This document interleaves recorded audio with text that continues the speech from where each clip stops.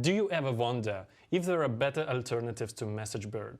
We got this question a lot, so we're going to compare some key components between MessageBird and Voximplant. I'm Artem, a software engineer, and I'm going to explain the differences. In this video, we'll compare AI capabilities, data center network, call quality, architecture design, and the video APIs offered by MessageBird and Voximplant. Let's start. We'll start with AI capabilities. If you have built smart AVRs with MessageBird, you probably know it recognizes only keypad inputs.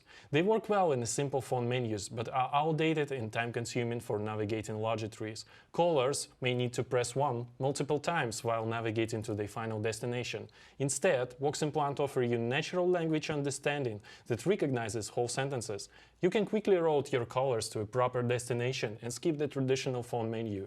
This reduces frustration while allowing agents to deliver better service. If you use MessageBird Conversation API, you probably experienced service outage a few months ago. This is because MessageBird relies on a single data center provider, Google Cloud Platform. Despite Google being a great service, it may go down, bringing MessageBird down as well.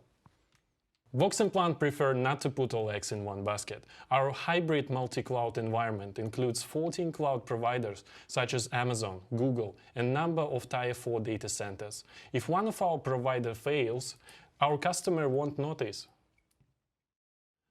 Now, let's compare call quality. We all know that delayed or garbled calls hurt the customer experience. In Europe, MessageBird has only one data center located in Belgium. Voximplant has data centers in 9 European countries, spanning the whole region. Imagine making a call from Spain to Italy.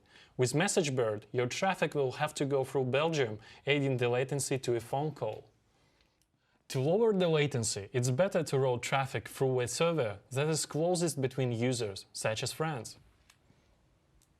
Thanks to our 14 data center locations, Voximplant offers better low latency worldwide. Let's move on to an architecture comparison.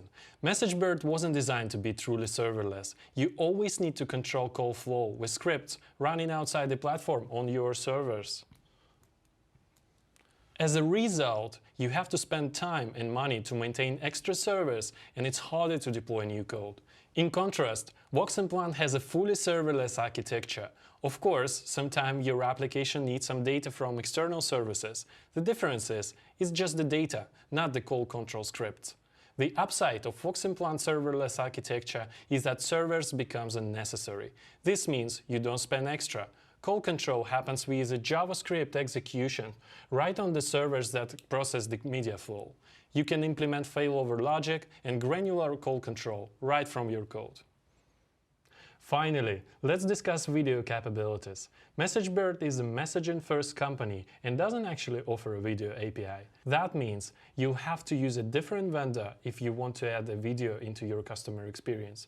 Voximplant offers a video API, allowing you to integrate video calls into your web or mobile applications. We have a ready-to-go video conference templates for webinars, video interviewing, telehealth, and team meetings, so you can start in minutes. Check out the link in the description to find out more. That's all for this comparison. If you found this video useful, I recommend you check out our documentation.